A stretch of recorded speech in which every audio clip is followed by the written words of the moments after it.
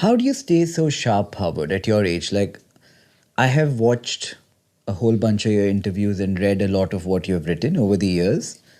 As a stock market investor all my life, I think there's so much I can learn from you. But how do you stay this sharp today? I'm lucky. I have Genetically? Well, I think I'm very lucky genetically. Okay. Yes, because my dad lived to 101, and he was quite sharp at the end. We all face a decline at some point in time. Mm-hmm. And the only question is, when does it start, and at what rate does it progress? You look at Warren Buffett, Charlie Munger, some of my role models and friends, sharp in their mid-90s and late 90s. So it's just when you say, how do you stay sharp? I don't go to the gym and work. Well, I do a lot of puzzles, and I read in fields that are not my fields. I'm still trying to gain knowledge and broaden myself. And I guess I make some effort to plow new ground. And the question is, when do you stop doing that? At what age? I hope your audience knows about the memos. Yeah. But I wrote one December 9th and one, I think, February 25th about AI. Mm-hmm. And I had to do a lot of learning. You changed your mind on AI as well. I changed my mind, but first I challenged my mind. Mm-hmm. And, I had, for the second one in particular, I had an extensive conversation with Claude, mm-hmm.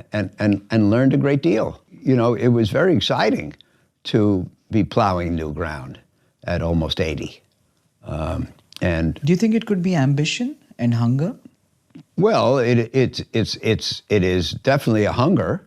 It's a hunger to learn and to stay relevant and to stay stimulated.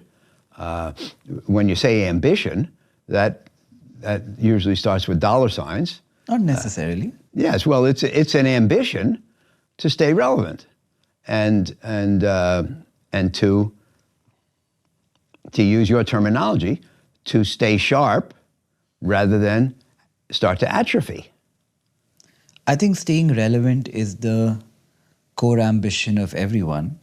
The dollar is a means that people pick in the beginning, not at the end, maybe.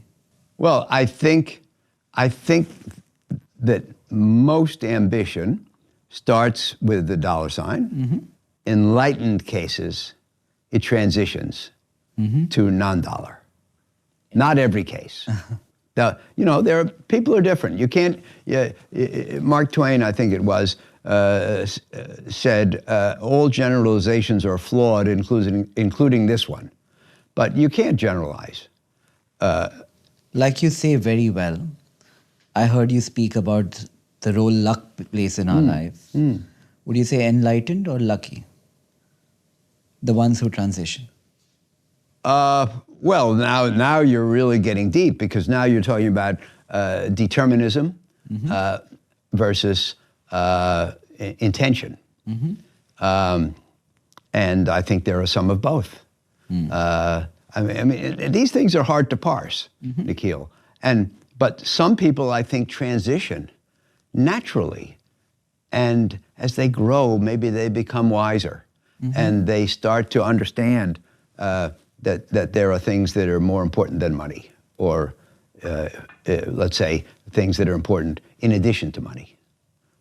But let's say that naturally, not intentionally. Mm-hmm. I imagine there are people who do it intentionally. People who go to the mountain and meditate mm-hmm. and think about it and conclude, I really should change my focus at this point in my life.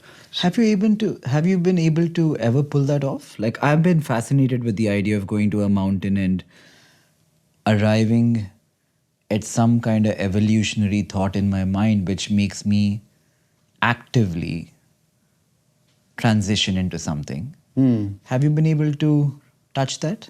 I haven't physically gone to the mountain, mm-hmm. but I think the key, I've written the first pages of a book. Mm-hmm. I think the key to all of this, to all of life, is to behave thoughtfully. with your mind engaged. Not just let the river take you, but give thought to what's going on, why is it going on, what does it mean, why did it happen, what does it imply for me, what should I do about it? That is, I think, going through life with your eyes open. That's how you can intentionally get to a higher stage in life by doing that.